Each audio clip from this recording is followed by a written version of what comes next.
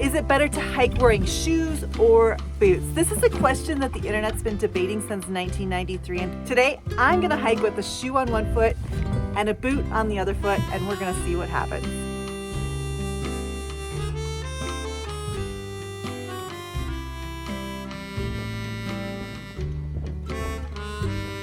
Let's do this. And this is actually really weird. I'm just walking up like a little paved trail to get to the rocks. I'm gonna do some scrambling today, but my boot is on my right foot, my shoe is on my left foot. So far, my left foot, my shoe foot, feels super squishy and super comfy, not very supportive.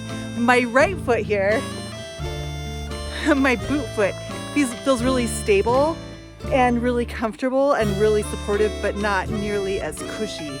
So kind of interesting to compare and contrast a shoe on one foot and a boot on the other foot. Let's keep walking.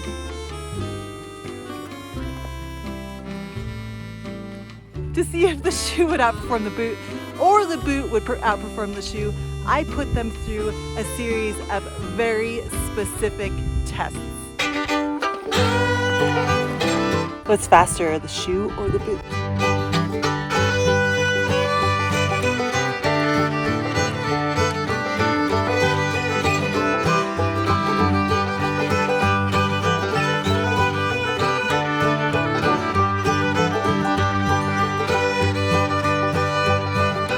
Started the climb, and now I'm seeing what has more grip, the shoe or the boot.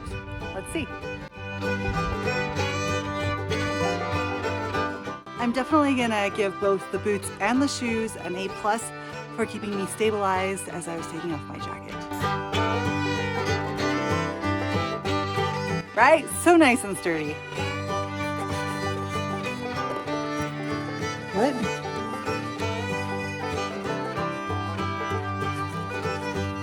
Whatever.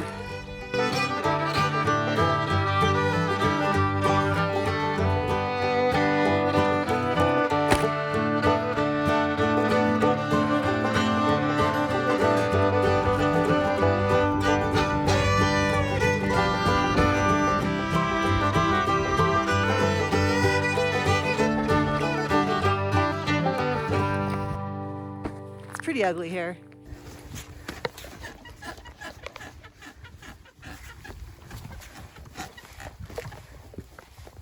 So when did the drama between shoes and boots really become a thing? Let's go back and learn the exciting and fascinating history of the hiking boot. According to Google, the first shoes that kind of resembled hiking boots were being used over 12,000 years ago in the Dolomites.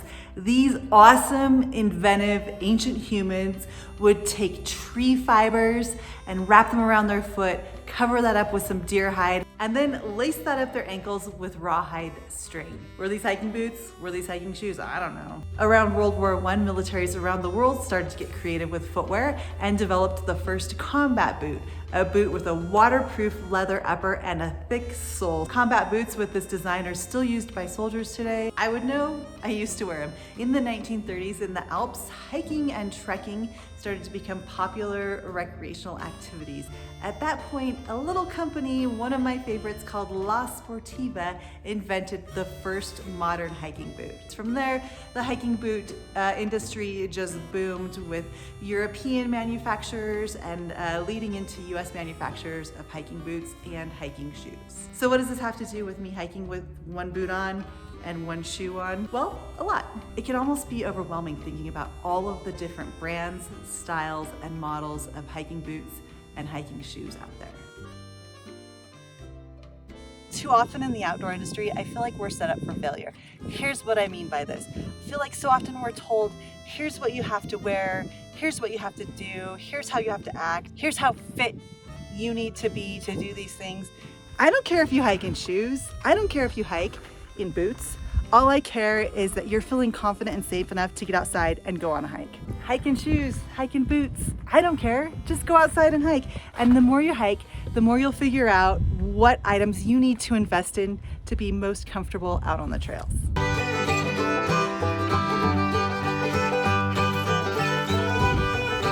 Oh, that's a hazard. Woo! So here's the deal. Right now you might be asking yourself, hey Rebecca, what performed better, your shoes or your boots? And I have to say, both of them. Those people were totally staring at my boots. If you like watching videos of me walking around in the woods, hit that subscribe button.